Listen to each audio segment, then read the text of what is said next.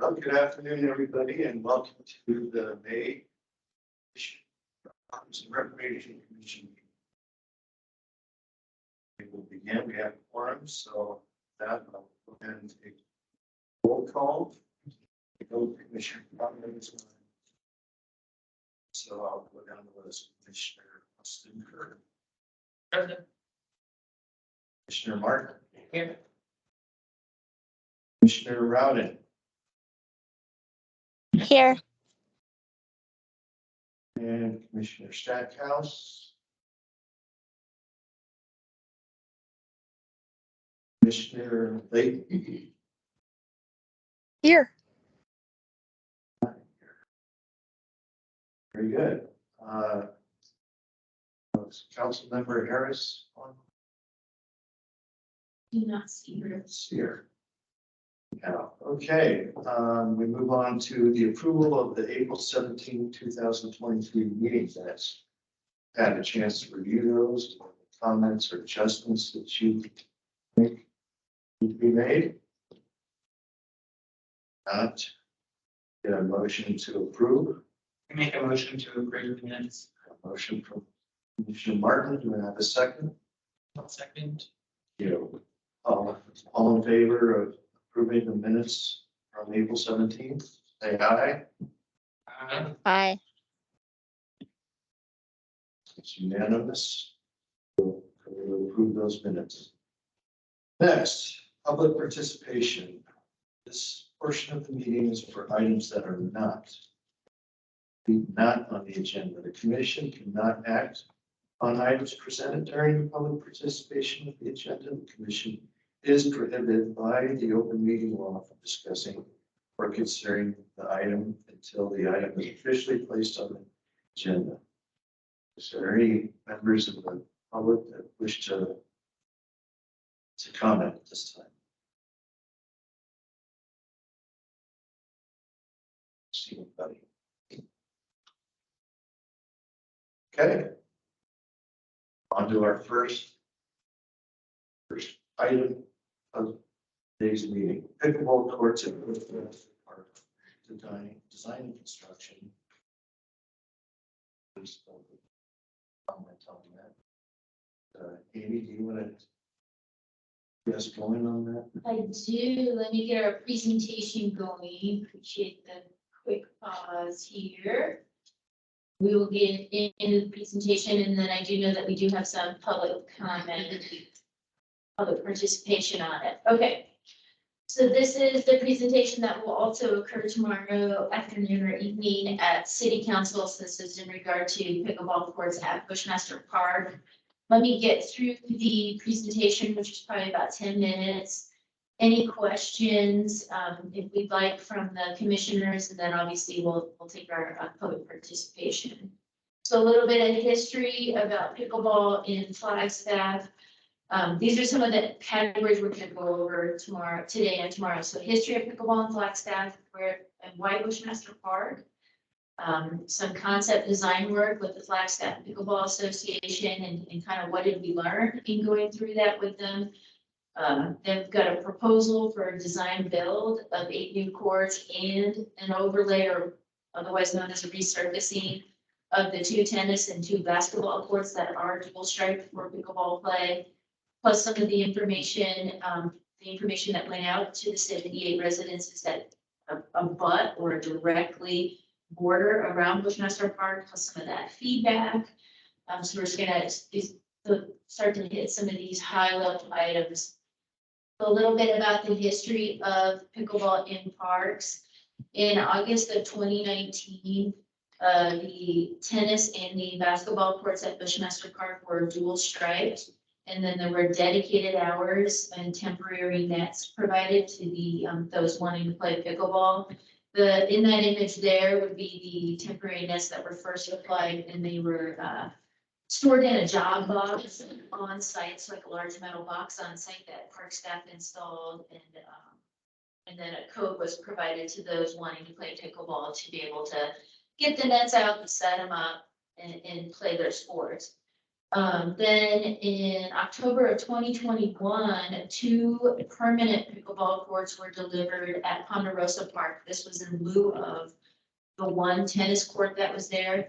That was a part of sort of some of the commissioners that were around on the commission, that was a part of that APS Suns grant that the division received. And so we were able to deliver 2 basketball courts and then convert this one tennis court to 2 permanent pickleball courts. That's a little bit of the history of the sport since it's been in our public park system. Then we'll cover why Bushmaster Park, one of our priority-based budgeting items and one of our city council goals is obviously a safe and healthy community plus a livable community. Those are some of the goals that our division is certainly tasked with when you think of our outdoor parks and our recreation, our open spaces. Bushmaster Park, it is considered, according to national standards, what would be a community park. And why is that? It's 20 acres in size. So that's how it meets that classification. Additional reasons as why Bushmaster Park, from a professional perspective, it's an ideal location. It's got diversity in nature to serve a broader purpose between recreation, athletics, and open spaces that are in there. That park specifically, it has a skate park, it has our own outdoor roller rink, 2 bathrooms, 2 very large playground structures, 2 very large ramadas, plus some smaller ramadas that do have some of our highest rental rates in town, a lot of turf spaces. And again, these tennis courts and basketball courts and pickleball courts, plus 2 parking lots. The community park did have an expansion, at least the most recent one was in 2015. And in that expansion, this left approximately 5 acres of undeveloped space out of that 20 acres. And what we've learned in just in the history of, I think, parks and recreation in general is programming and activation of spaces typically will create wanted behaviors versus unwanted behaviors. We are activating some of these. This item, as far as the development of bringing these sport courts to the community has been in front of the Parks and Recreation Commission in August of 2022 and February of 2023, when we've been discussing some of our upcoming budgeted items. All right, court design, proposal and funding. That's an image of the current basketball courts. Which is why, as from a staff perspective, we added the overlay or resurfacing because they're in some pretty dire shape, as you can tell by the cracking there. So some concept ideas, in partnering with the Flagstaff Pickleball Association, when we went through the Thorpe Park Annex public outreach and engagement process, and in discussing what are the ideal type of setups of these pickleball courts, what has been communicated to us from the FPA, the Flagstaff Pickleball Association, is to build them in these pods of 4 courts. Since some of that meets some of the nature of the type of sport, when they're socializing while they're doing it, switching partners, teams, play against each other, what have you. So their preference is for these 4 court pods set up. So, and this is that image on the right is actually the image that that went out on the postcard mailer. We'll dig a little bit deeper into that in a couple more slides. That's literally just a concept color drawing to attempt to show what could be possible. So with what we learned, so that is that 4 pod court layout. The exact dimensions of a 4 pod court layout is 84 feet by 140 feet. What's being proposed is 4-foot tall fencing with openings on the sides that creates that inviting nature for those that play the sport. Some perimeter walkways. There are some perimeter walkways that exist at this location, but they want to really, this image, I believe that is from a Las Vegas Sunset Park application where what's ideal is to have the court where the play occurs and then big 10-foot wide or 8-foot wide walkways going around to create that inviting experience. And not what is shown in this image, but part of our proposal includes LED low profile lighting. And we've got some information on that coming up soon in a slide. So with this 4-pod layout, we've already discussed some of the benefits of this, a social aspect, an open feel to it. There's another great close-up image of what that would resemble. And with a 4-pod layout, there's definitely some construction efficiencies. Again, that low fencing creates an inviting environment, and then a perimeter walkway opportunity also means that these are accessible. LED lighting, so that's a picture of the proposed lighting, in that image with the blue and the red figures where the red is, that is where it is proposed. That's a 4-pod layout there, so 4 courts, and the red markings are where the LED lighting would go. The blue is an indicator of some of the lumens. It is the most up-to-date LED sport lighting.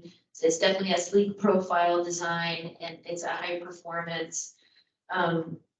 When compared with a typical port lighting system, the energy load is reduced quite a bit, up to 75%. It is a significant improvement over the existing lighting that's out there on the tennis courts and the basketball courts. And yes, it does meet our dark skies compliancy. That's always a requirement for us and for anyone bringing that forward. The proposal amount, it's in the amount of a little bit over $920,000. The design build partner on this is General Acrylics. The funding source for this is the BBB rec funds. That's why it has been brought forward previously to the commission, since we've talked quite a bit about the BBB recreation funds, which is that big shift for the division that we've been working on for quite some time, so that we actually have some funds out of that BBB rec tax opportunity. Some other opportunities, if this isn't applicable, there'll be an opportunity to pick the color scheme. I think an opportunity to have obviously the BBB logo, the pros logo on the courts, to really represent the funding sources and how this came about, again, if approved. All right, now for some of the, I think the difficult part, the informing and the feedback. Not a requirement for a division to reach out and to inform, but we wanted to. So there was a postcard mailer that was mailed to there are 78 residences that are directly adjacent to the community park. So mail those out. Here's literally just some of the feedback. And there's been plenty of other feedback, quite a bit, to be honest. So, pickleball courts, ? And they happen to be nestled directly behind my home. But this is why we sent out the postcard to those that do live there to inform them. There's a QR code and a web link to go to. And on that web link, it was giving the city council date for when to expect that. So that way you could come out or express your commentary on this. A lot of, I'm very much opposed to the city's proposal. This is from an individual that lives on the southern border of Bushmaster, so down there to directly, if you were pointing down or looking down from the current basketball courts and the proposed court location, and that the noise from pickleball is an incessant irritation from early spring through the fall and until it snows. And then with lighting, which will ensure that there'd be an unabated noise from early morning well into the night when there's also added lighting. So some very valid concerns from those.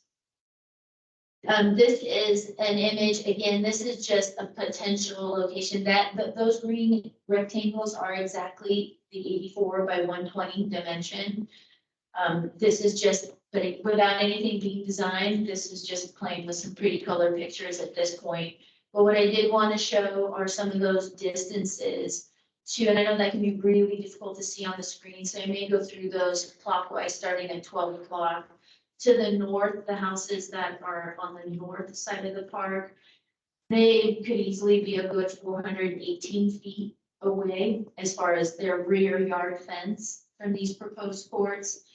To the east, or at this kind of 3 o'clock dimension over to, and that's where Silent Homes is, that would be about 491 feet approximately. And then pulling off some corners here and doing significantly more dimensions up this southern part, we have anything from maybe 234 feet. I believe the shortest dimension is right here at 125 feet. That's 125 feet from a potential edge of this court to the homeowner's rear fence line or property line. And there's great variance in there, 234, 151, 125, 142, 138, all in there. Heading out here at this 9 o'clock direction all the way to the west is a bigger dimension there, hence that 5 acres of undeveloped earth at 643 feet. So that just gives a general idea.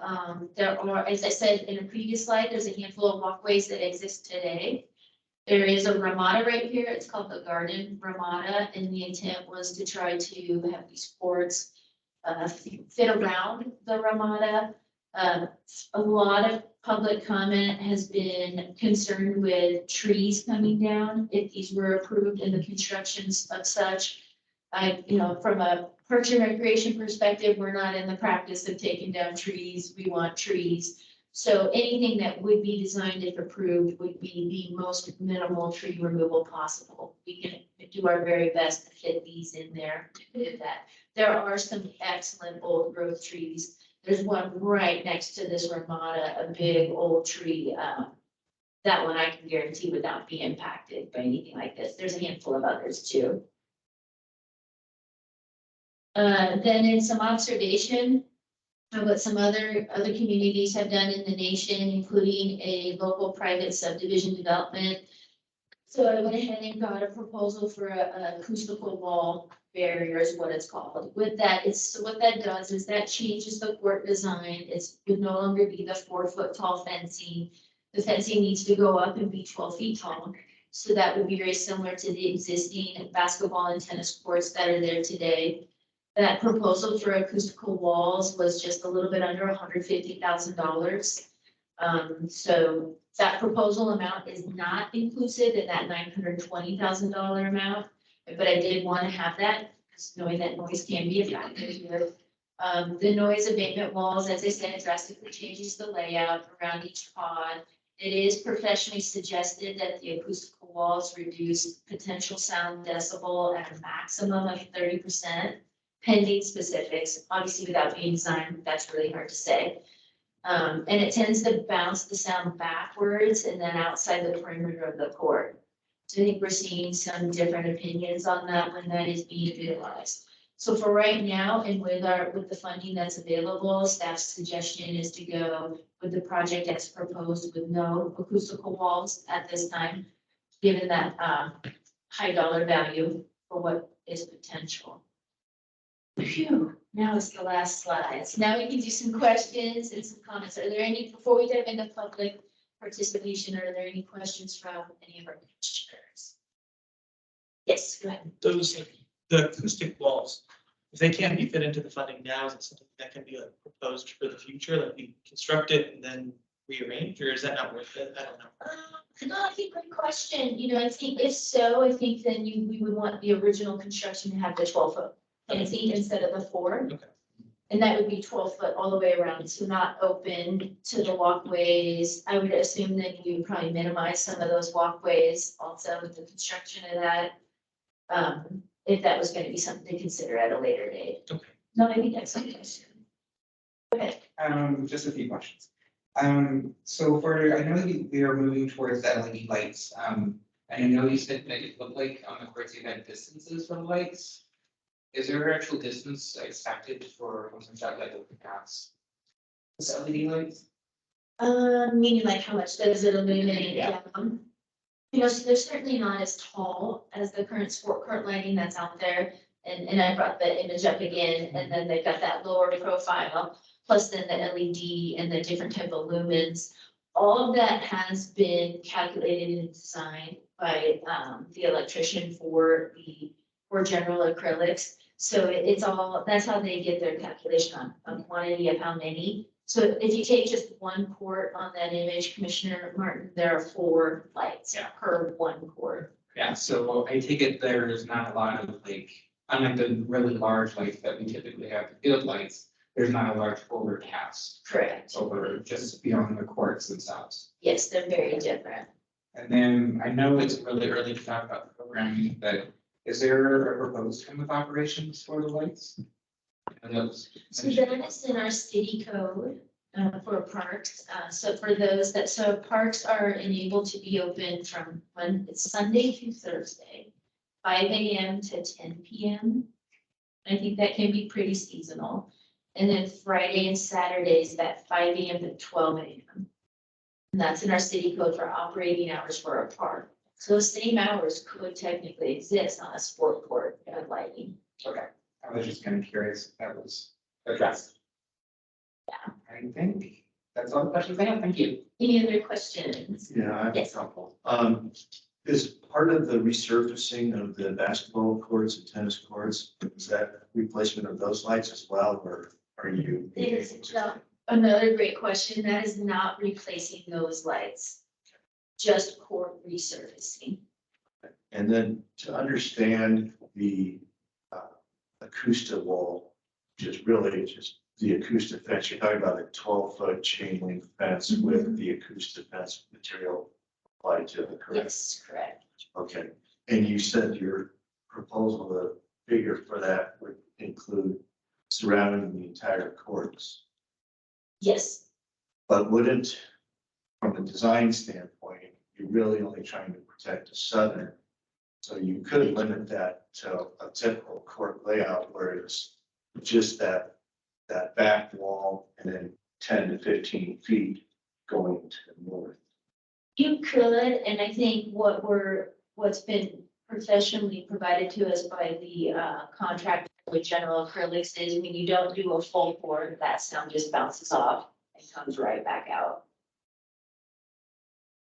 But it would bounce, if you put it on the south end, it would bounce to the north And I think just dissipate. and dissipate. Yeah. That's what we're proposing. There's we lower to a high wall facing residences and a low wall based on a report from acoustic engineer that says bounce it. It's the direction you don't want it to go. Right.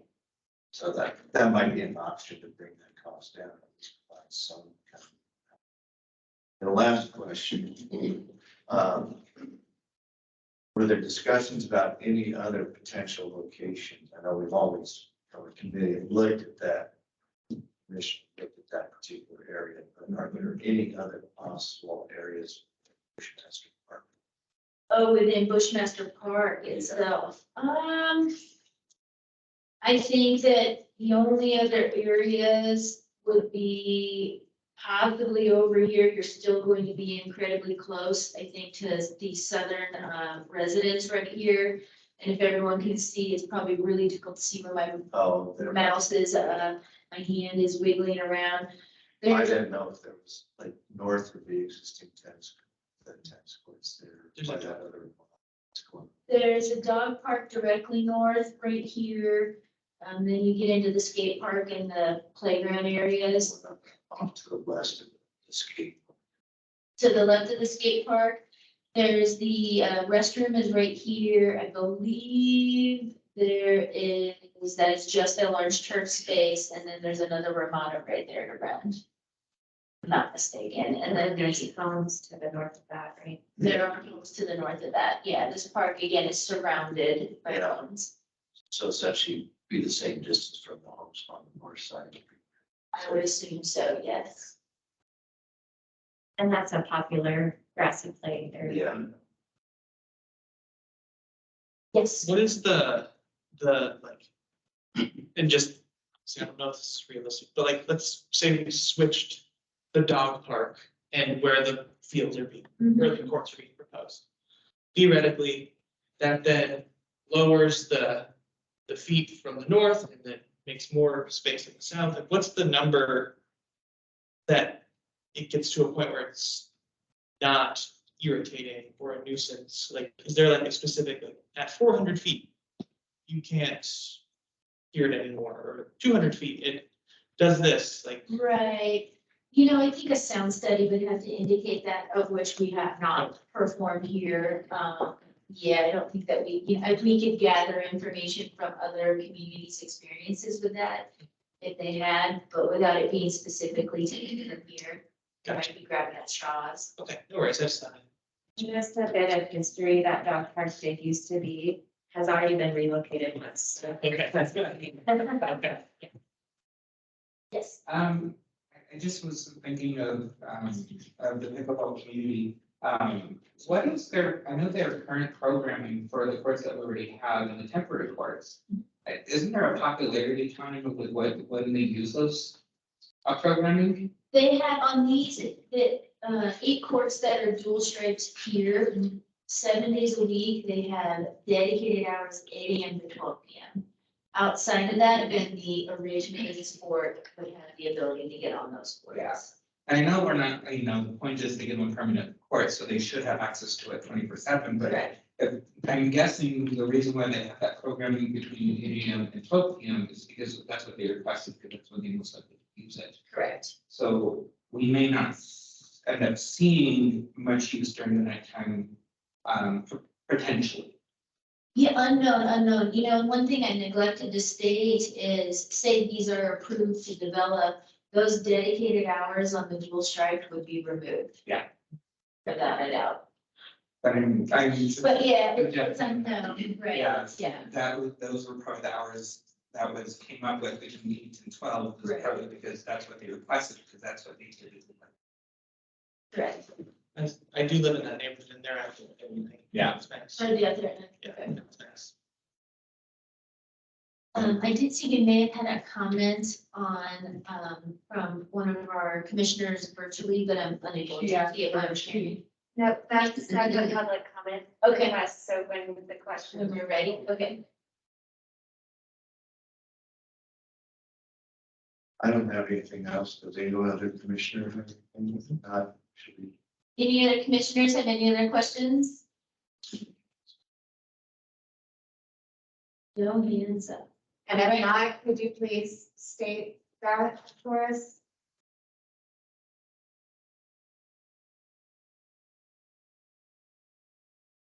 Commissioner Layton, do you have anything to add? Nothing from me.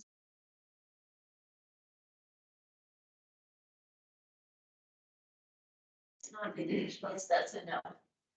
Should we turn it over for public comment? We've got one in the chat. Is it? Yeah, you might go with those that are in. Yeah, let's go with those that we have here. Okay, Way. I am the resident who lives directly below those courts. My name is Connie Folsom. My house is at least 200 feet from the tennis courts as they exist now. And that noise from the pickleball is incessant and it echoes not only through my house, clear down off the Vista. We have neighbors who talk about how it bothers them constantly. And it reverberates throughout the entire neighborhood. And I know you guys have studied this for a long time, but you must surely know with all this study that from coast to coast, lawsuits have been filed and successfully won by residents nearby against cities, against HOAs for putting noisy pickleball courts in their neighborhoods.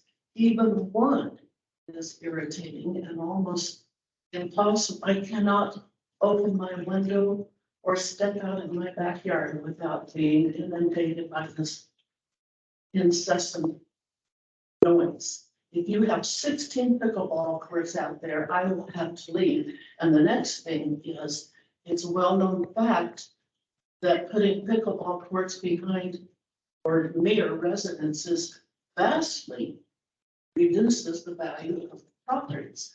So what am I going to do? Sell my property for half what it's worth and try and find another house to live in?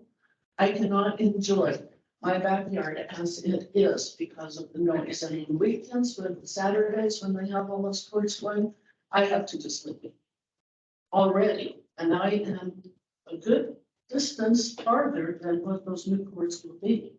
There are lots and lots of places where in Flagstaff and around Flagstaff where this would work beautifully, where they're not near residences, where they wouldn't irritate neighbors, where we could enjoy the peaceful use of our homes. And right now, even if you restripe those courts, young people go to the basketball courts to play basketball, and even when it's not in the reserved hours, they're told they can't play because pickleball people are playing. Tennis players don't even come anymore because they have already been run out of their own tennis courts. So, you know, we have many, many reasons for you to not put those there, and I can think of many places where you could put them, where they wouldn't bother people, where people would, and there's more parking, where people would have plenty of space and everybody would be happy. And Audrey here has a really interesting article showing what's happening in other cities.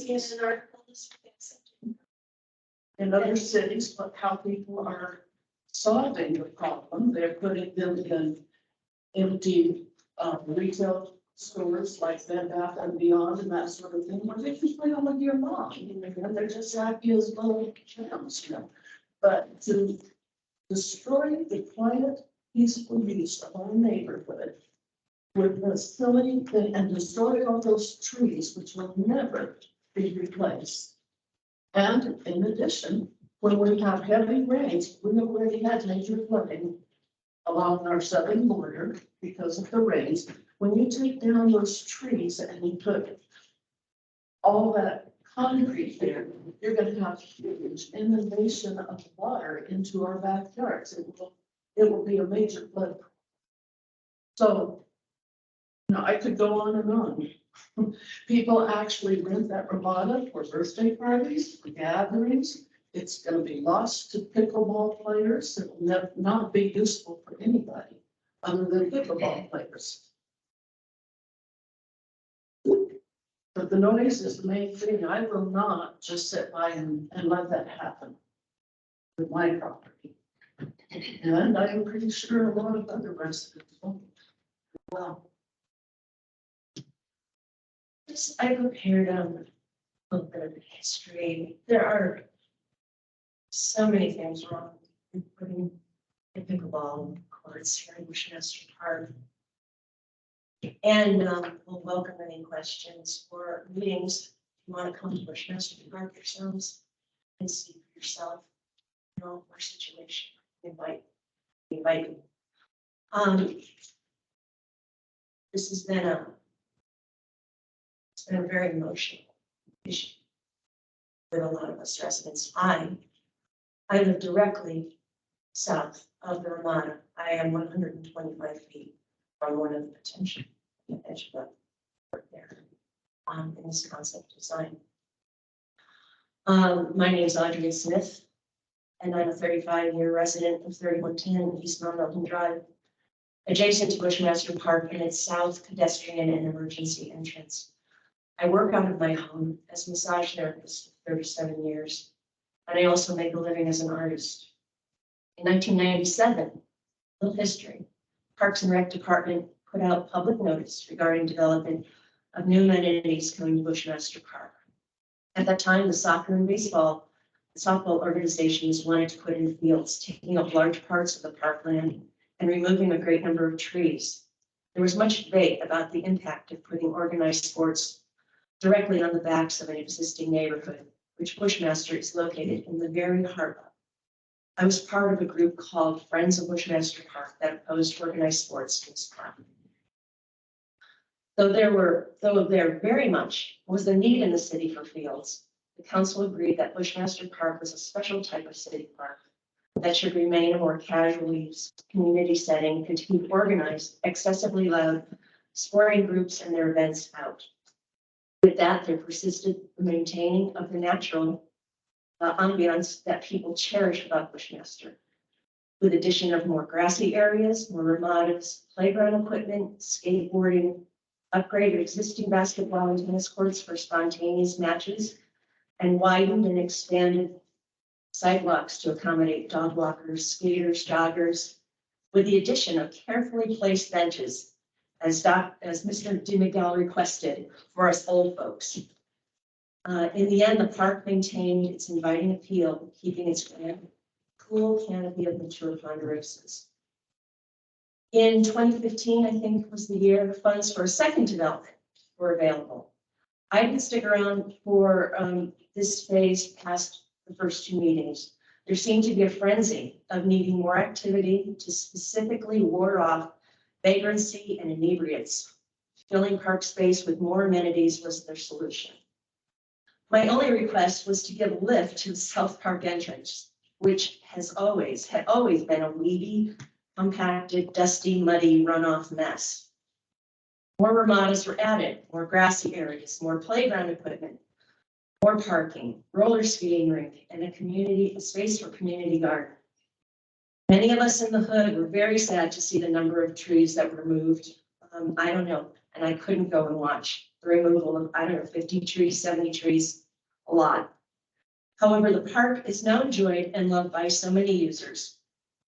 Lots of kids and babies and families and so many dog walkers. The courts are still so popular for kids and residents. I think they have been a main asset to silent homes just to the east of the park for decades. Occasional citywide events at the Big East Ramada have been pretty delightful. The city still has a vagrancy and inebriates problem. In spite of residents' ever vigilant efforts, including my own dozens and dozens of calls to Flag PD and dozens of face-to-face time with the down and out people who land near my home. With the care unit patrolling the park, it's astounding how much the problem has turned around. There was once a time when 2 or 3 times a day, the Flag Fire Department and Guardian would park beside my house to call on someone who passed out or worse. Honestly, it's been a rare occurrence in 2 to 3 years. In late March, at least on my end. In late March, as Amy said, 78 residents received a postcard stating that pickleball courts are coming to Bushmaster Park this spring and summer. The code on the card directed us to the webpage, which said, "Attention, all pickleball enthusiasts.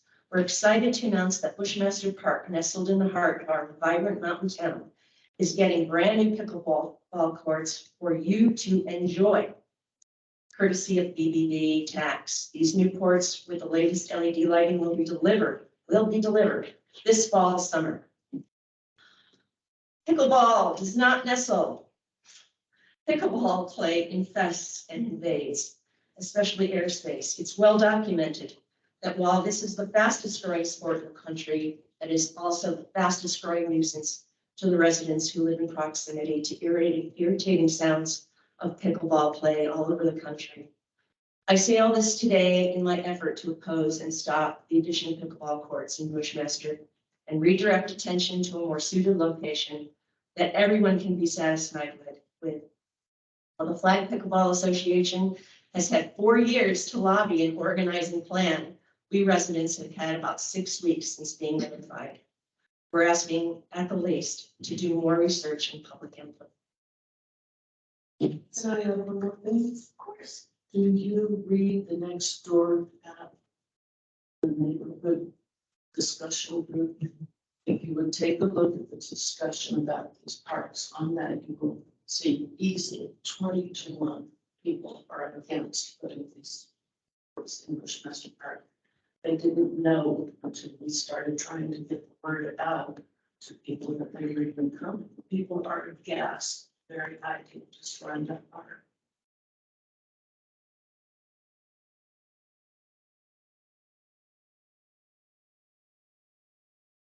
Eric, you have, the person who was online is now with us in person. Yeah. Oh.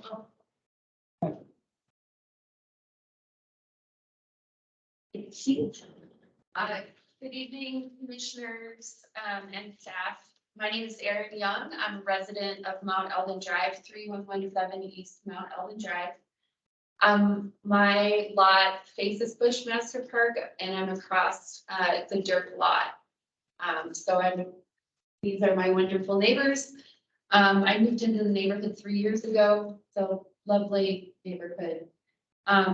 My first comment is related to public process, and I know it's not well defined what that means.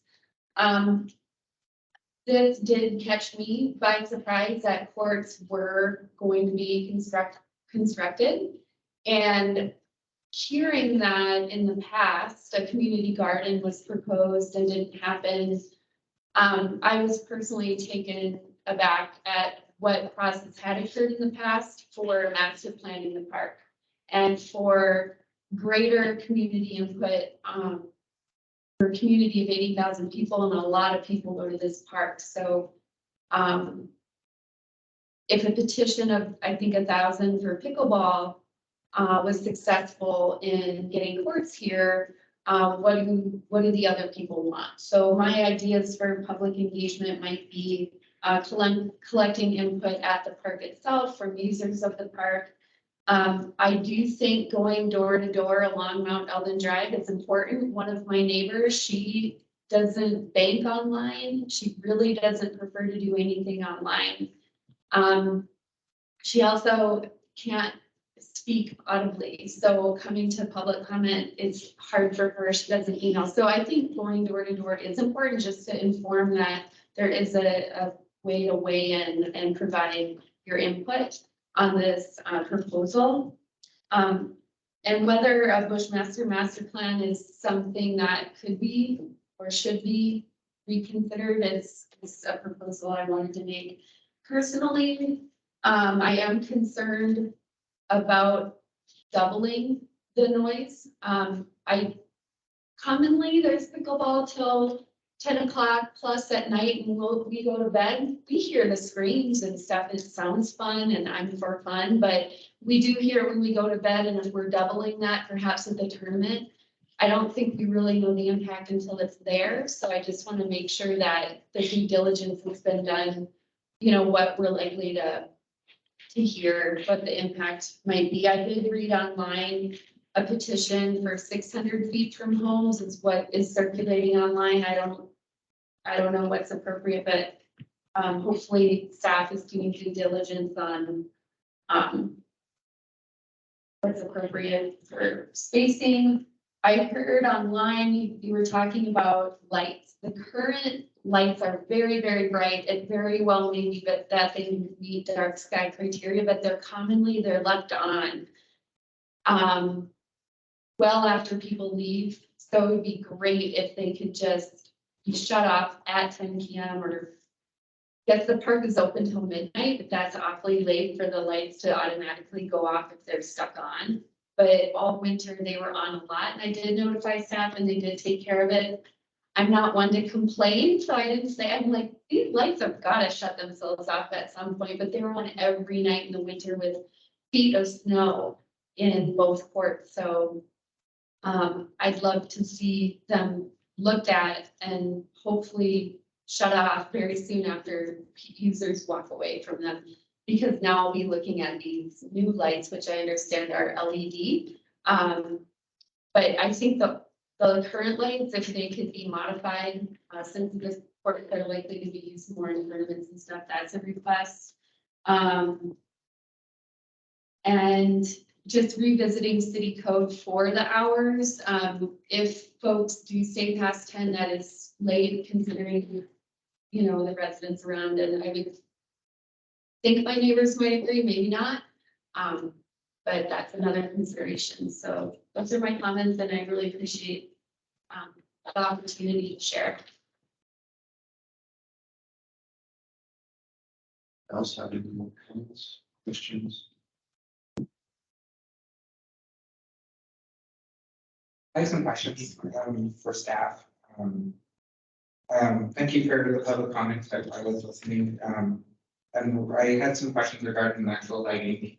I know we're not planning on changing the old lighting, but maybe if we go through this, could we propose? I've seen in other parks do this with their lights, where there's actual button that only operates to like, which causes the lights to turn on, but only for 30 minutes. I believe they're on a timer already, not mistaken. Yeah, they are. So there's an overall timer. There's a window until 10 o'clock. And there are timers in the field which have failed at times, but essentially it maxes you out at 1 hour and you have to reset the lights again. Oh, okay, so that's already there. Yes. Do they automatically turn off once the park is supposed to be closed? Like, do they have a shut off? Yeah. Are they keeping track of time? Like, could they shut off at 10? Yeah, where, you know, If someone turned on at 9:50 p.m., could they shut off at 10? I don't think it has that functionality. Well, there is an overall timer, which at times has failed. We had actually recently upgraded to a new digital timer. It was kind of inundated with what was out there in the past. But yeah, regardless of what time the timer is set right now until 10 PM.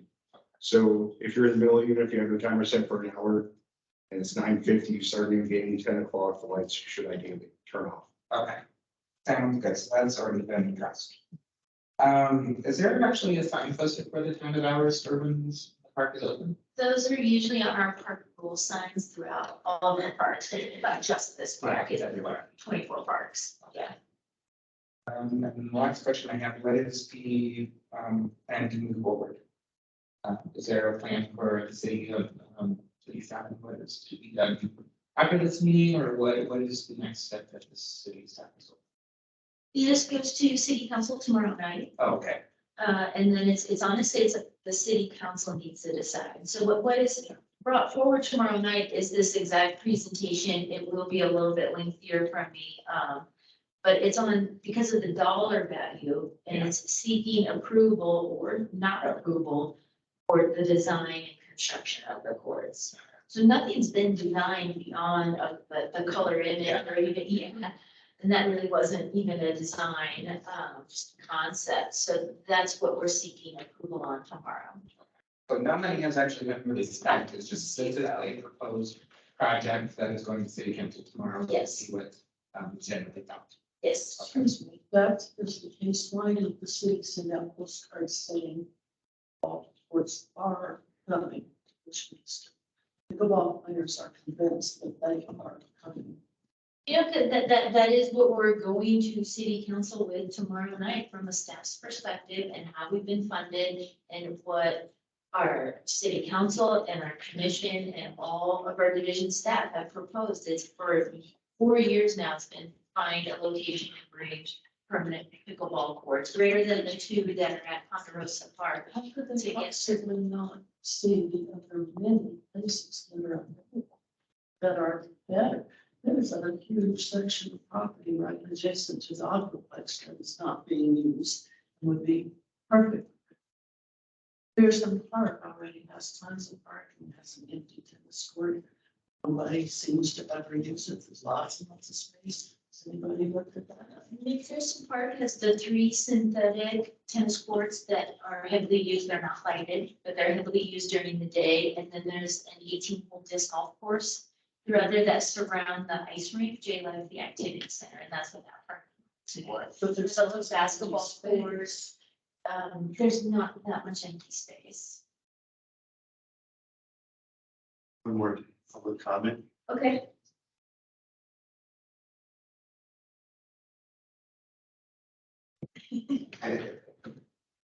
Welcome. Go ahead. If you could just state your name, that'd be great.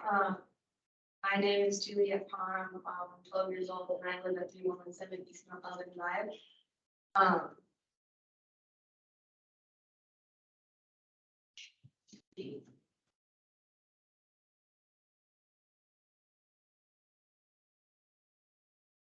Okay, what? Well, I think our little park is great, but when I go to bed, I can hear the people yelling and I can hear the ball bouncing on the ground, and we live pretty close, but it's not like, I can't see them, but sometimes I can see the lights if I look at my window. And I don't think that cutting down a bunch of trees to put more pickleball courts is okay, or not. I know people enjoy playing pickleball, but not everyone enjoys it. And it's kind of loud, and like maybe it could be moved inside to some more places. And I just don't think we need more pickleball out of the park. Thank you.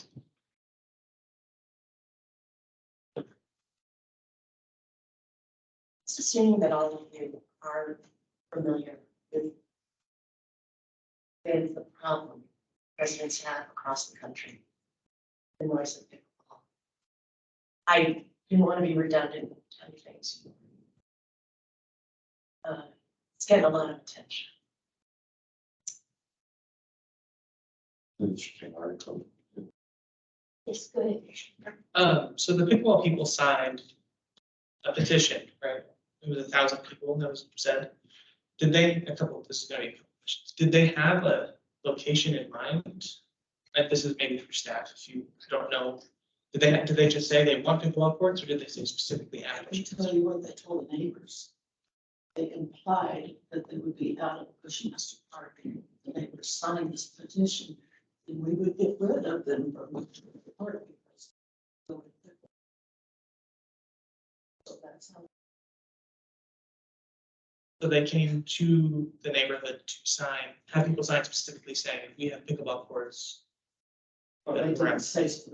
They implied that they would be leaving Bushmaster Park if people signed this petition. I see. I wasn't here then, but neighbors have told me that's how it was presented to them. Because my thought was that 1,000 people signing a petition for pickleball courts sounds like it's a lot of people who are interested. Whether, I don't know the specifics of how things shook out, but 1,000 people is a lot of people who want this. They And are very well organized and they push people to join them and to send letters to the city council. Doors.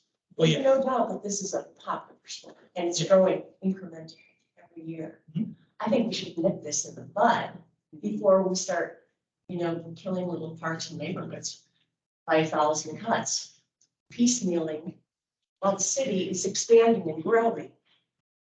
Why aren't we putting parks out where all these new, housing divisions are going in? And people can move into their housing, if they want pickleball. We haven't really had much of a choice there. I feel that the amenities we have now are good for the size and for feeling the ambience of Bushmaster Park. It's time to just move on. I mean, this is a great idea, this handout that I gave you. Using old retail space that's just going to waste now, these big box, buildings in the malls. I think it's brilliant.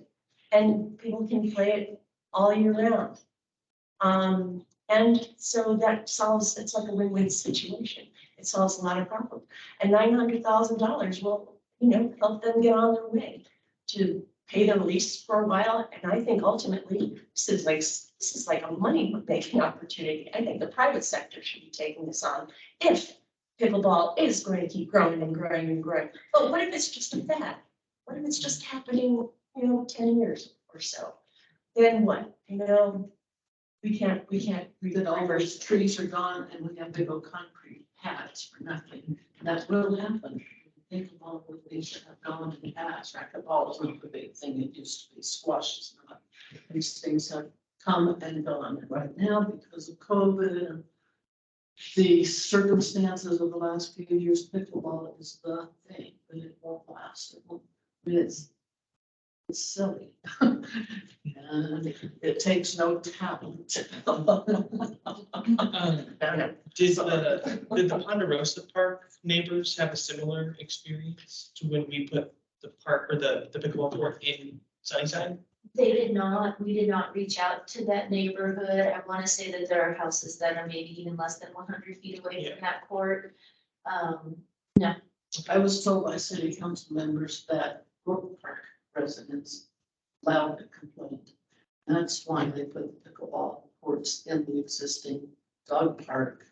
And presumably they'll build a new dog park, but they built them away from the residences because residents complained loudly. But no one had said it. Correct. I'm gonna move on here. Thanks, AJ. So, Appreciate your comments. We can take it to heart. See where city council goes. Encourage you to show up to that meeting. And I will, again, invite you. You can come stand in my backyard if you like. Seriously, from 8 o'clock till noon, it is just intolerable and it just over time. It's like, I agree with one woman's comments. She said, even when pickleball's not playing, I can hear it ringing in the car. And that's about to.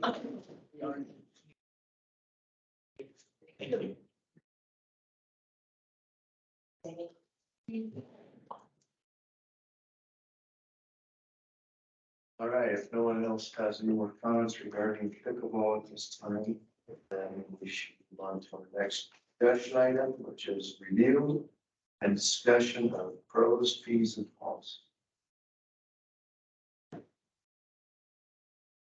Okay. Now I'm gonna switch gears here. We've got, and we have our recreation manager, our events and marketing supervisor, and our parks manager here too. This is kind of a high level presentation regarding fees and rate discussion. For those commissioners that are here, I'm gonna go ahead while I talk and hand out this packet. These are all of our codified fees and rates that exist today. For those that are online and those that could not be present, you can not only get this hard copy to you, but you can also email out, and it's all in an Excel version. So here's the topics that we're going to cover. We're going to go over kind of the history, when the last study was performed, some glossary terms. I think that's pretty important. It's not all the terms involved in anything with fees and rates, but some of them. We have for in parks, in our park section, we have our citizen cemetery that has codified rates and fees. Obviously, our 4 recreation centers. We have our athletics programming, so the athletics that we program and provide for both youth and adults. Then we have our events that occur, and then we'll go through some further discussion and next steps. We're going to jump right into this. So a little bit of the history. Gosh, it's hard to read the white lettering up here. I'm learning on these TVs. So in 2014, that was the last year of fee increases. It was via an ordinance, and that number is number 2014-18. Then in 2017, Rebecca Sayers, she was tasked with notifying the city council with some other divisions at the city of this last costing structure change that was in 2014. So that was discussed, and at that time, the council had no further appetite whatsoever to further discuss this or increase those costs. So that's where we've been. I did just some quick calculations today. So since that time in 2014, we've increased in the Flagstaff community at least 113%. We take a look at wages. We take a look at commodities and the cost of such, or another great example, or fuel, and et cetera. So that's pretty significant increase to our direct costs. All right, some glossary terms, and these are in no special order. So cost recovery, we've discussed that term in the past. That's that recovery of some of the costs associated with whether it's a service like we provide at the cemetery, or programming, indoor, outdoor, in our recreation centers or park grounds, or with our events. You know, there's definitely another term that I think we should all get used to using, is that demand. Like, what is the minimum or maximum enrollment in a program, or the number of participants or patrons at an event or at a facility? So where is that demand on something that we're offering? The cost of services, these are the costs to offer the services or programming. You know, there's fixed costs, or a lot of times called direct costs. Those are those that do not change. Doesn't matter how many participants or patrons you have, that direct cost remains constant. And that's what that 113% spread that we experienced over the last 9 years. There's indirect costs, or those overhead costs, the cost to keep the lights on in this building, have the AC pumping, have the pool room going. You can have changing fixed costs that could change by volume, but I don't think that we're in that environment very much. Revenues, those are obviously monies coming into the organization, and they may vary by season. I do think that is something to consider, especially when you take a look at some of our events or athletic programming. There's typically 5 types of sources on income, and you think about them: the compulsory income, gratuitous. I wish we had a huge donator in this City of Flagstaff, earned income or contractual receipts. This one I found interesting. I don't believe we've used this in our division, but investment income. So say that there were some type of maybe donation for it to be used later, could that be invested, accruing some dollars to help move something forward? So that's obviously an interesting revenue source if available. And then subsidization, that's obviously a form of fine or a financial or other support for an individual to participate in a program or athletic, or at least that's how we're going to look at that term. Another page of terms for everybody. So like when we're saying athletics, what does that mean for us? We're talking about those athletics or those sports that are offered to the community. It's both adults and youth for us. It can be indoors or outdoors. This involves like fees, permitting, allotments of gymnasium space of our fields, maintenance of the fields, and et cetera. So that when we're talking in general about athletics, that's what this core team's referencing. Then we've got programs or programming, that's designing, staging, delivering that leisure opportunity for the community for the benefits that they're seeking. It's typically in a structured format, but there's many opportunities to participate even in a non-structured format. A non-structured format would be taking a walk on the urban trail, or maybe that public skate that we offer at the ice rink. That's not structured. Here's public skate time, come skate. Or recreation swim right next door inside the aquaplex. For today, when we're talking about services, when the team's really referencing the services at the cemetery, we have plot easement sales, we have internment, disinterment services, cremations, head marker placements. So that's what we're talking about there. And then for events, for this term today, I have a feeling that we're going to talk about this for a handful of subsequent commission meetings. When we're talking events today, we're just talking about those that are permitted or Ramada rentals. We're not talking about those signature events that city staff are putting on. So these are those special events. They do have levels, an A, B, and a C. We've got guidelines established on how that, including the cost structure that you'll see in your packets. And then we've got a Ramada rentals, which are based on the size of the Ramada indoor capacity and that cost of structure in your packets. All right, the parks, the citizen cemetery. So this is structured by either resident or non-resident rates. And that's in that packet there. There's a beautiful photo of the cemetery. It is a gorgeous place. I do want to cover a couple items about this specific citizen cemetery. It is 36 acres in size. We are tasked with maintaining it, plus the perpetual care for those plot easements. So that can be an interesting piece. It's not just maintenance, but there is that forever perpetual care. We do average a little bit over 200 services per year. It's about a 65-35 split between cremations and interments on that. The operating hours out there and the response time is heavily customer focused. Needs to be, right? Makes sense. It is staffed with 1 supervisor and 2 full-time employees and fleet. Also, there are some fleet that we need to use in order to perform those services. We do know we are the least expensive in the state for all of our research. It's pretty wild stuff. We do get, I don't know what the percentage is, but we do get phone calls of families wanting to bury their loved one up here because it is less expensive. It happens. So that's the cemetery and some of those services. Then we got our recreation centers. There's an awesome photo of Josie's workout room looking out.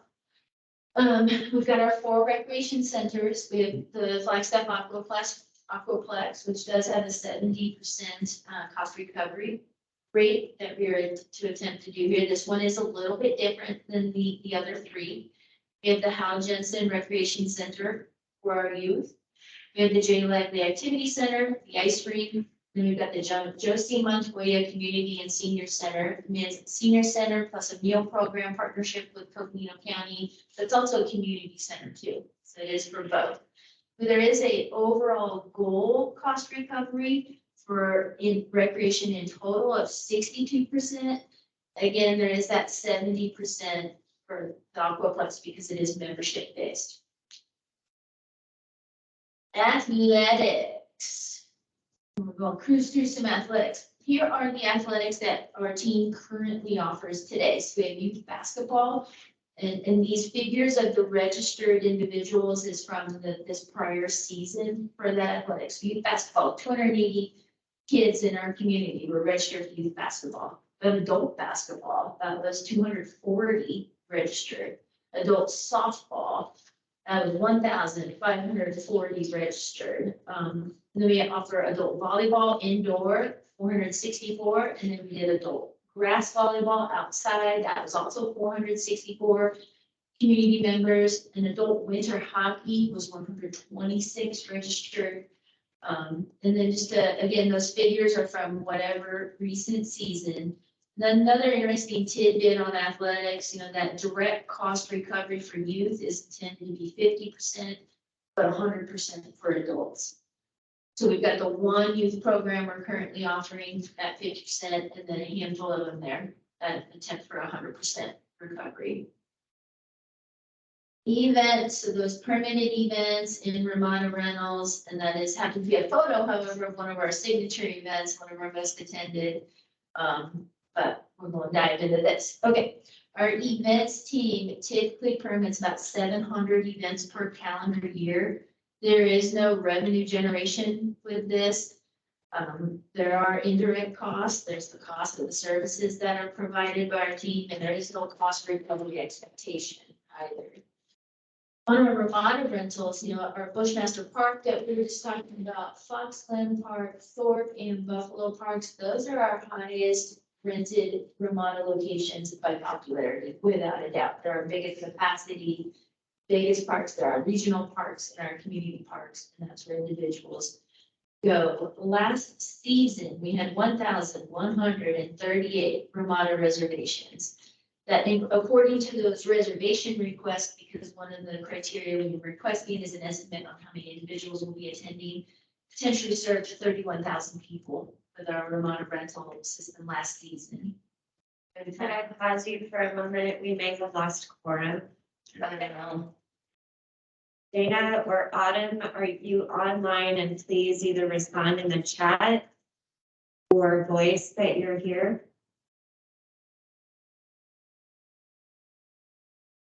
And if they're not here and if they don't respond, then we have to stop. Okay. Yep.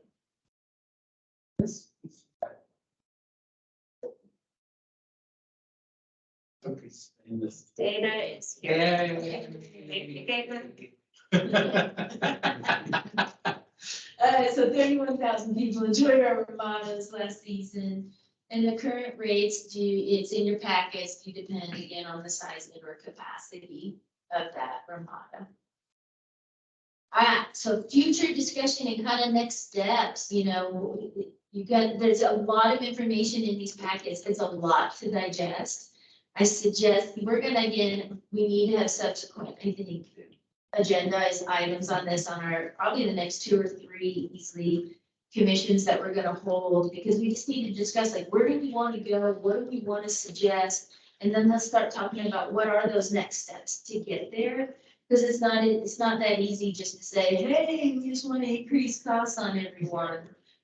So we'll want to vet that with some of our partners in our management services and financial department and take those steps forward, whether it's a study that's performed, a rate study, and then with recommendation from the commission to do such, and just start building on that and working toward that. Maybe it's a staged rate increase, who knows?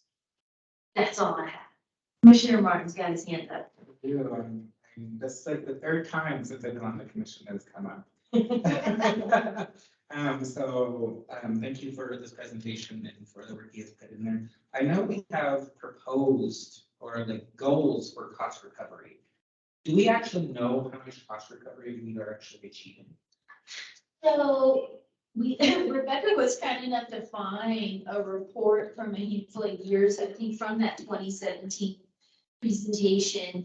And when we were pulling together some of these rates and putting this in a packet, the coworkers and I discussed where we're like, we need to start analyzing that, whether if it's a report out, and is it on, is it on a calendar year, is it on a fiscal year? We'll determine that from a staff lens, but I can say that no, we're not taking a deep look at it. It's, it's obviously we're gonna continue to provide these services at these 4 recreation centers and at the cemetery and with the permanent events and keep moving forward, but we're not taking a good enough look at it, I don't think.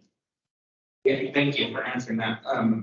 I think this is a really important topic that we should try to address directly. During my time as a board member, not board member, commissioner, sorry. As a commissioner, one of the things that I think we struggle with is cost recovery, and it has impacted on our ability to perform our activities that we would like to do in programming. We are having, there is a suggested rate of what we see to be business of 113%. And there's a reason why we haven't built any parks in the last 10 years. There's a reason why we haven't been able to expand our programming too much.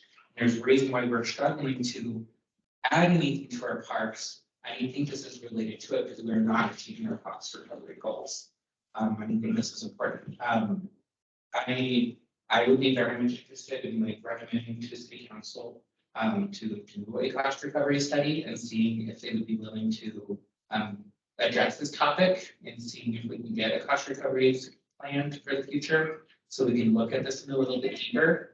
But I know the last one we had, which was a long time ago, the last time we talked about this didn't fully give us an indication of where we should improve, especially for events where there is no cost recovery actually planned.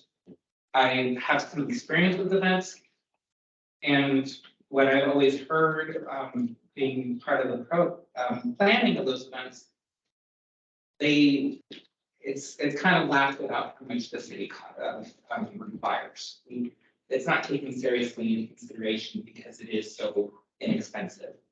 And so while that has allowed our events to expand and grow, I think cities, we're paying for it in the back end, and we should be covering some of those costs.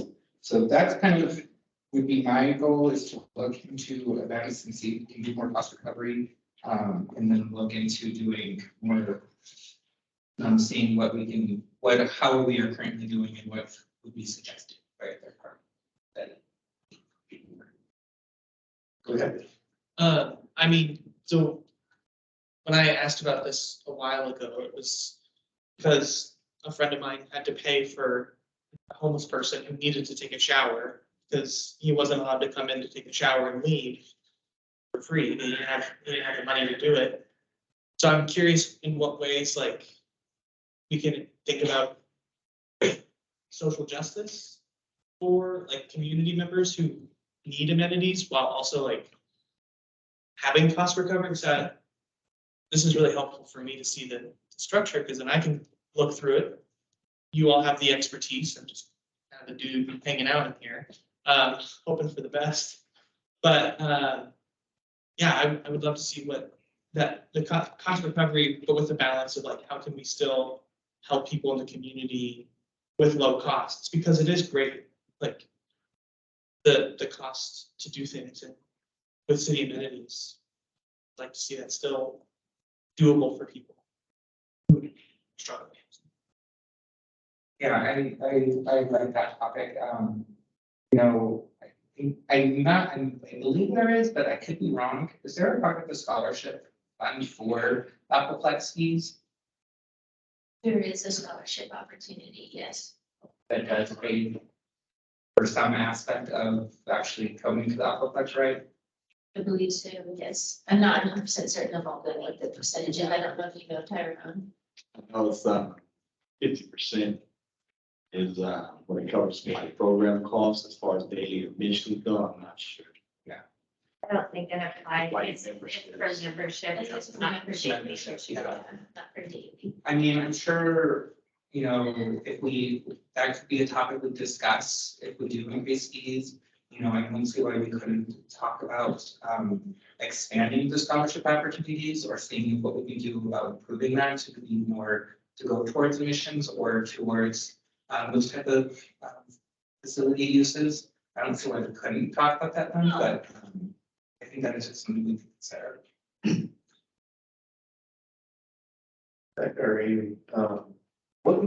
What is the normal process when you do want to recommend adjusting fees, coming up with those fees? I mean, you said that it's gone up, the fixed cost gone up 113%. So it sounds like there needs to be some kind of adjustment to the point.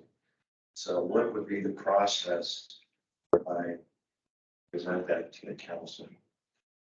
A great question, because we do need to talk about what these next steps are. I'm gonna guess it's pretty collective amongst the commissioners to, yeah, we looked at that figure, it's time to review this.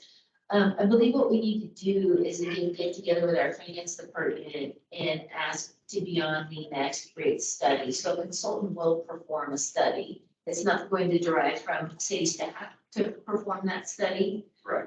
And then that is what is brought forward. I think it's important that the commission supports that and recommends that that be performed. In all of the diving into all of this, and all the data and information. I can tell you it is not going to occur in what is upcoming fiscal year 23-24. So not from this upcoming July 1st to June 30th of 2024. But we're talking about it at the perfect time, the right time. Let's get our suggestions together. Let's get that through our budget process. So that way we're at that table to say we need our rates. So the first step is the commission here recommend the rate study. The rate study would primarily focus on what the cost recovery or just. Yeah, we want to define what we're looking for, or what our result that we would want. It's hard to know where to go if we don't know where we're going. Right. Agreed, yeah. So the rate study that Amy's talking about, that's actually what, the last time we did that was presented to council in January 2017. That presentation that Amy referred to. It took us 2 years to complete that rate study, and what they really did was dive into the details of what staff is doing daily, how that relates to our facilities and programs, so the cost of facilities, the cost of programs. And then, yeah, that's what took so long, because that's going through and defining, like it's minute details. And then they looked at what's coming in, which is a whole lot easier to see, right, in terms of revenue than cost allocation. So it was more of a cost allocation study that gets to your point, Commissioner Martin, is that's the snapshot of where we are today. X facility is costing us this amount to do these programs. And then it was even broken down further to know the cost of, this is a bad example, but the cost of Ramada rentals is X. Yet our fee for Ramada rentals is Y. And so that's how they were able to do that comparison. That's what would take place in the rate study that Amy's referring to. Yeah, so this would definitely be like a long haul, but I think, you know, if we're going to do this, we have to see what is the city council appetite for such a topic. And I mean, correct me if I'm wrong, but this may be the first step to see what is their appetite, you know, if they're willing to fund this rate study to be done for, let's say, a 2-year period. I would say that it's at least some commitment that they're willing to talk about it. So we have to recommend it to city council.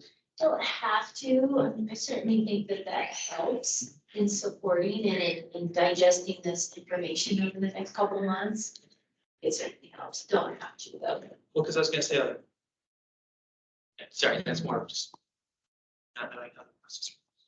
Yeah, sorry. And I'll add that certainly as staff, we know we're not meeting our goals, so we're asking for this. Yeah. I mean, we're certainly, like, I've been consistently tapping our management services folks and saying, hey, when are we gonna do another rate study? Because it's been since 2016 that the last one was completed and then presented to council in 17. And meanwhile, our costs, everybody's costs have gone up exponentially, as AP stated. So it's already on the radar. You may remember those commissioners that were here when Councilmember Salas was our staff liaison. She mentioned multiple times a citywide cost recovery policy that she was requesting. That's what management services is working on right now. Is hiring a consultant to help the council establish a citywide cost recovery policy. We would be a piece of that. And then that helps define the next steps. And I think they would start going through all of the rate studies that, like Amy mentioned, us being, I don't know where in that line we would be, but it would be somewhere hopefully. So do you see that as the trigger for doing a rate study then? That's what it's been described to me by the management services directors. He really wants to get this cost recovery, citywide cost recovery in place first, so that we understand the big picture of what council is looking for. That will then help guide the rate study for pros. There's one point to us recommending doing a rate study of the council at this point. I think it's good for them to know that you're looking at it, that you're in favor of us reviewing our fees, that you feel that the current cost recovery, the actual cost recovery is perhaps needs to be reviewed. Like those are the kinds of things that we're getting in the minutes that Councilmember Harris will hear or hopefully read in the minutes. And that can, and that's what the council will be interested in hearing from you. I have a feeling that they're right there. They understand that this hasn't been addressed in a long time. The reason the council in 2017 wasn't interested in raising fees for recreation is just they felt like it was okay for the general fund to be subsidizing it more so that they can keep costs low for the community. I have a question. Would do you think it would be find beneficial to for staff or towards like future council commissioner members if we stated as a commission what would be our goals or what are we hoping to come out of doing this type of project? I think as you have future meetings on this topic, and this will be really up to Amy and her team how they present, but I think review of the current policy would be really helpful, and any adjustments that you would recommend to that policy then feed into the rest of the steps. And I see that's where that conversation would take place. And I'll turn that back over to Amy in terms of what she sees in future conversations. I think, and the packets are broken out in that way, so you've got, it's first, take a look at each of these areas on their own, and each recreation center on their own. Take that 6 kind of sections to take a look at regarding this. And I think that as from a staff lens, what the 4 of us need, or actually 7 with events, now that I think about it. From a staff lens, what we need is, like Commissioner Martin's already expressed, we need to know what we need to bring to the next month, to the next meeting. What further information can happen, and that may happen in the next couple of weeks as you start reading through these packets and what's going on. But I think it's best to categorize it in each of these select groups, and I'll get that presentation out, and this will come to each of you. I can send this in Excel as well, so you have it. Not worried if you sit there and play around with it and tweak it or anything like that. But I think it's as Commissioner Martin expressed, it's a very difficult conversation to have if we don't have a goal in mind, or if we don't know where we sit today. Or is our cost recovery really at 40-some-odd% because of these large direct cost increases that have occurred over the last 10 years kind of thing? So I think we need to bring that data to the, or is that something that the commissioners would like emailed out sooner so that it's more of an effective conversation next month in June on this topic. And is it a history of so many years in arrears, or is it just, where are we right now, kind of thing? Because we've got an odd situation, at least for our recreation centers, where we were not open during the pandemic. Yeah. I don't know, and that's the different things, like each one of these are whole different topics, between the cemetery, between the aquaplex, between J Lively, between all these different centers that we have, between events, we may be, as a commission, be interested in changing the fees of some places, but not the other, some places Right. others. Or you want to take each one of these kind of, if we want groups and dive into them. I mean, I can speak about what I would be interested in, and I think looking at this more of in terms of each center or each location or each umbrella, like event as like its own umbrella versus the aquaplex as its own umbrella, I would be interested in that. Because personally, I don't think some areas are needing to change as much as others. For me, so that's something I would be interested in, and I think maybe it'd be beneficial to see like the comparison between now and maybe 2019. Since that was like the last peak. And peak usage of our facilities probably, and that is against a good comparison before the pandemic and a lot of those changes. So at least that's what I would want, but I don't know, I can't speak for the commission. We could also just take, since we do have some of the closure months as far as the recreation centers are concerned, so we could take the same months in a different year and take whatever data that we have since we've been reopened for those. Cemetery's been going the whole time. Yeah. And the cemetery, it's on that analyzation is different. So I do have appreciation if these are separated and put into their own buckets. Because there's a maintenance aspect and then that perpetual care aspect. And that direct costs, without a doubt, that have impacted that. And then is that one an analyzation of what are the other cemeteries? How far off are we from others? Is part of cost recovery also thinking about competition? So like going to FAC versus the Right. Aquaplex, it's Like our local substantially, competition. yeah, substantially more expensive to go there. So I have a membership here. That's what I'm looking at right now. Yeah. But FAC has different facilities. Amenities, Yeah. correct. And so like, is that worth paying that extra money for all those things versus not paying as much money? So is that part of the cost recovery, is thinking of competition or? That might be difficult because those are for private and a completely different model, if you will. Yeah. And for good reason too. We need that variation of what's available to the community. So I think I'd like to stay out of that if we can. Yeah. And focus on the things that we can discuss and possibly control with this costing structure. We could probably, for an evening discussion, pair up cemetery with another one of these buckets, if we're gonna call them that to discuss. I think the Aquaplex is unique. Aquaplex and ice rink are pretty unique. They've got a lot of costs associated with them. So maybe we pair cemetery with the events and Ramada rentals and discuss those two together, although the events can be pretty substantial conversation too, because it depends on the type of event with categories. Without doing a cost recovery study, how do you approach these things? I mean, we can like state or like maybe some goals or some ideas. I mean, like your operating costs, like how those have changed over the 9 years, something like that. I mean, And that's part of the direct costs that have changed over the 9 years. And without I a think doubt. too, that's where you look at policy.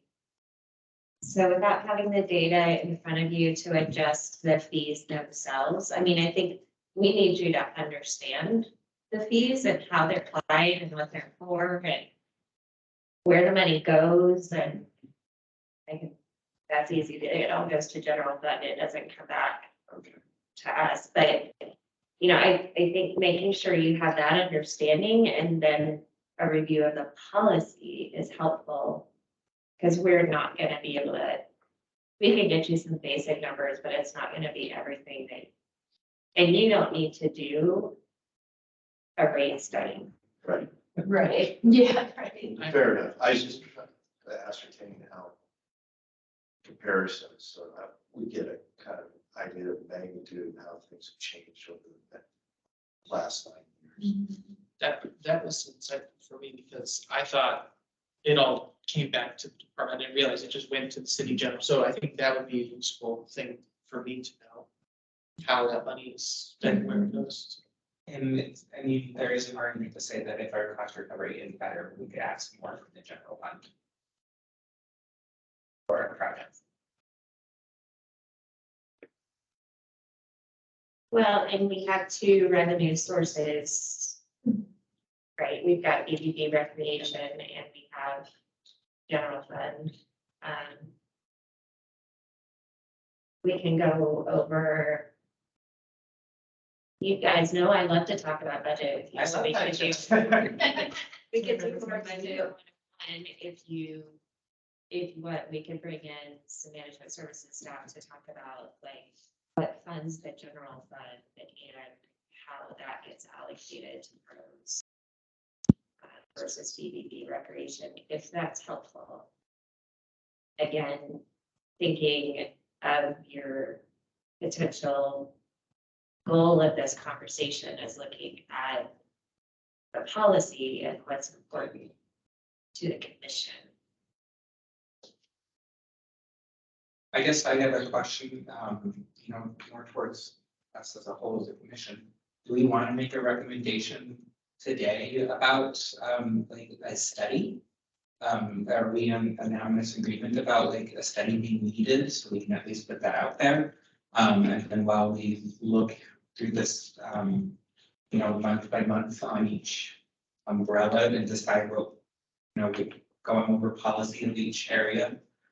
We can look at that detail, but do we want to know at least where we are currently and want to make that recommendation and get that ball rolling? Because I personally don't see like a reason why we should wait on making that recommendation while we're doing all this. Yeah, I agree. I think, we all recognize that a rate study needs to be done, so how that process works to make that recommendation to council. Yeah, I think that's well known.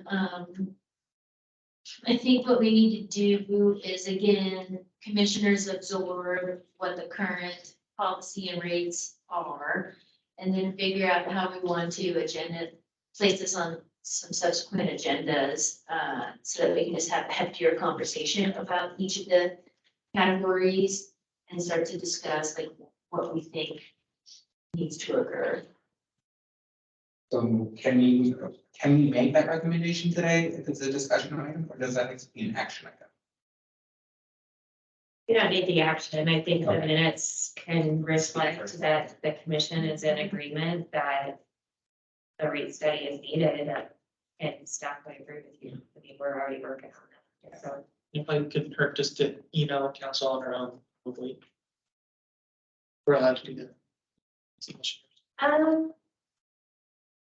If the commission wants to make a recommendation to city council, which again, I don't think you need to, I think council has already given direction that they want a citywide cost recovery policy. That's the first step and we're working on that. So, I mean, as individuals, you can absolutely email mayor and council, please do it as an individual. Yeah. If the commission wants to make a recommendation, then it goes through us as staff and goes through the city manager to be provided to city council. I think this would be the first, if we actually did it, it would be the first recommendation that I know of. I think we might want to wait until next month and discuss more of these topics. Yeah, I mean, right now, the recommendation to do a rate study, again, that's already done. Like, it's kind of a point. Yeah. We already know that. And so, So for, I guess, upcoming discussion items, do we want to either just like one we do over like the cemetery and then another area, or It would be good to package them. I think our least difficult to discuss is probably the cemetery and Ramada rentals. We want to package those two together, and then that gets the conversation going next month. I think the Aquaplex and J Live with the ice rink, I'm not sure if we can accomplish both of those all in one night, but we can certainly try. Aquaplex again is the different one from the other three. With being membership based, maybe the Aquaplex is one discussion item, and then maybe even the other three are together on an evening, and then we also still have our events. And we can also, like, if we run long, let's say if they're separate discussion items, we can say, hey, we're tabling this discussion Sure, and move on. yeah. You would, it's semantics, but you would continue that discussion. You would.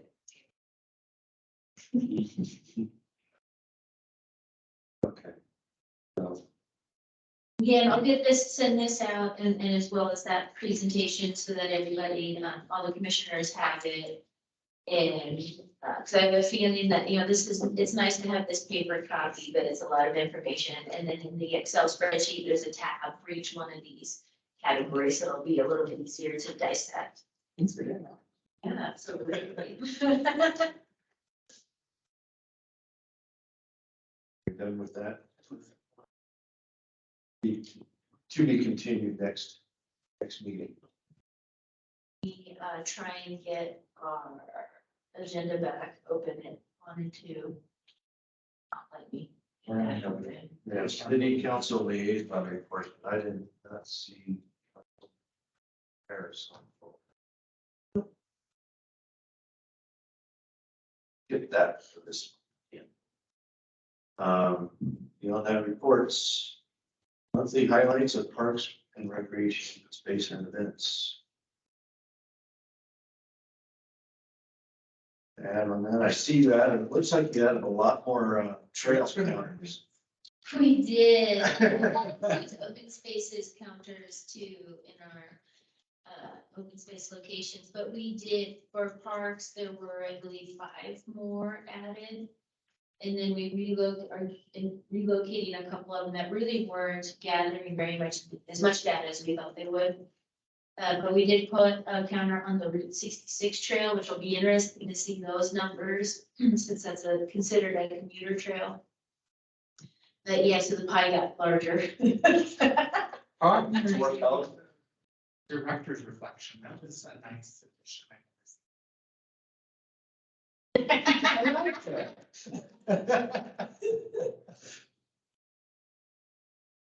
Thank you, Commissioner. Nice.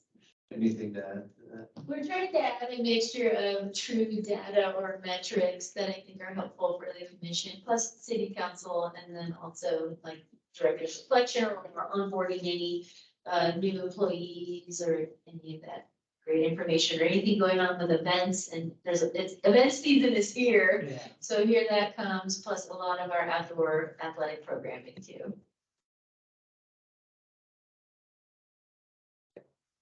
Great job. Anyone has anything else to add? We'll move on to agenda items for June 19th. Already had the Greater Observatory Mesa, stand for GOMA. The trail, the master, Master plan. we'll have, so do we want to have first item would be Citizen Cemetery and Ramada Rentals, so we'll add that as an agenda item. I like that. And we will have an outside consultant for the observatory Mesa Trail plan. So if we could have them go first. Yeah. Yeah, Be great. It shouldn't take long. I just wanted you to have an opportunity to see what they put together and see how it relates mainly to parks. That sounds great. Do we, I know pickleball is going to city council tomorrow. Do we want to put that as a background discussion item to go over the results of that? If needed? Go from where to go from there? I mean, I'm hoping they'll give us some direction whatever way to go. But Sure, absolutely, you have that on there. Yes. I think these two are. And then- So just- yeah, okay. Discussion. Sure, I'm happy to do that. Yeah. Anything else? I think that's gonna fill up our time. Yeah. Right. And then we can plan for what the next grouping is on these rates to discuss the rates a lot. Did July we find out, what the budget results were? The budget will be adopted in June, since it begins July 1st. So we'll find out in July. Yeah, but we're not expecting any changes. Oh, okay. For what we've already Yeah. presented, it's kind of a formality. Thank you. Commissioner Bird or Commissioner Rowden, you have anything else you want to add before we adjourn?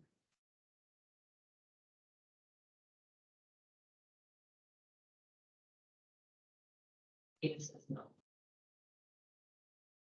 no. Okay, sounds like we're done with today's meeting. I appreciate everybody's time. Good meeting. So we'll meet next month. To adjourn. Thank you. Thank you.